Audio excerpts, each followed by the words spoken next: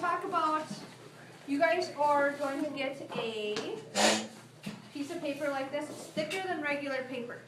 So you only get one. So you have the front side, and then you have the back side. So I would draw your bugs first, and then that way if you make a mistake, you can use the back side rather than doing your sentences right away.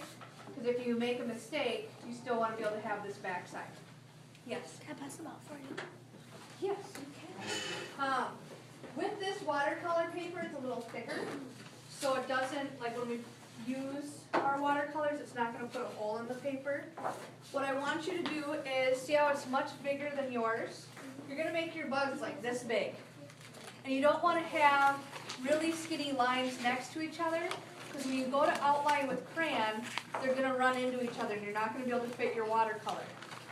Okay? And you want to spread them out throughout the whole thing. So you don't want to have just all your bugs over here and then empty paper over here. Caroline? Do you want us to do it this way or Either way is fine. Let's take a moment, once you get your paper, to put your name on there and E5. And with your bugs, when you draw them, I want you to draw lightly, because if you draw too dark, you're going to be able to see that through like yellow crayon. What you can do is you can also erase your pencil before you start with crayon, but you do need to draw it before you do the crayon, because I want you to check with me so that I can see that it's big enough.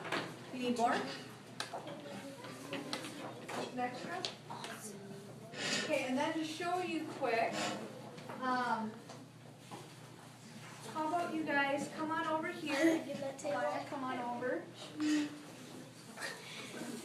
I'll get you guys more paper. Come on over, you guys. I'm going to show you quick how the crayon needs to be, because you're going to probably do that either starting here or at home. sideways? Yep, just kind of put it towards. Like go over there. Yeah. Okay, so I need the rest of the class over here, please. We got everybody? How do we get everyone? I'm right here. Will's lucky. He can see. Don't worry. Okay, I'm not sure what this guy's story is yet, but okay, that's our bug, Really cute. and we'll give him some other little. Are those like dimples? Yeah, maybe he's a chicken pox bug, and if you get bit by him, he'll. Turn you into a chicken. Okay. Now I have crayons as well, but I'm borrowing these real quick to show you how thick it needs to be. So I'm going to outline, and remember, you're only doing the outline. You're pressing kind of hard, but we're not being messy, and we're not coloring it in, because what's going to go on the inside? Watercolor. Watercolors. So on the inside would be orange. Okay. Now this is about how dark and thick you want it to be. See how I had to kind of make this big and spread it out? Because if I make something really small and my wings are teeny like this, you can't get the detail. It's really hard to get that watercolor inside there. So see how this is a much better size? So you don't want to make it too small. If you have like eyeballs that have the crosses in there, you're going to want to spread them out, because if they're too skinny, look how there's not really much room for that watercolor to get in there. It all gets filled in. So you want to make sure there's enough space so that when you go over it with crayon, there's not going to be, that there's going to be room for the watercolor. Because otherwise, the watercolor's not going to, this makes it so that the watercolor comes off of it. It won't stick on there because it's waxy. Okay. What would be considered too light is if I went over, let's see, I'm going to make the inside of his eyes green. That's not going to create much of a wall because it's not thick enough. So if you can see white through your crayon, so even that, we could even go a tiny bit thicker. So you're just kind of going back and forth a little bit. So it's thick like that. So it doesn't even need to be really thick like in width. You just want it to be so that white paper isn't showing through. And then maybe I'll do the opposite inside here. See, now with this, it says it is green-yellow. Well, how are we supposed to know what its opposite is? If it's, look at how light it is. To me, that looks like yellow. but to somebody else it might look like green. And I want to make sure that you guys get, like, when I go to check it with your complementary colors, that I can tell exactly that this is for sure green.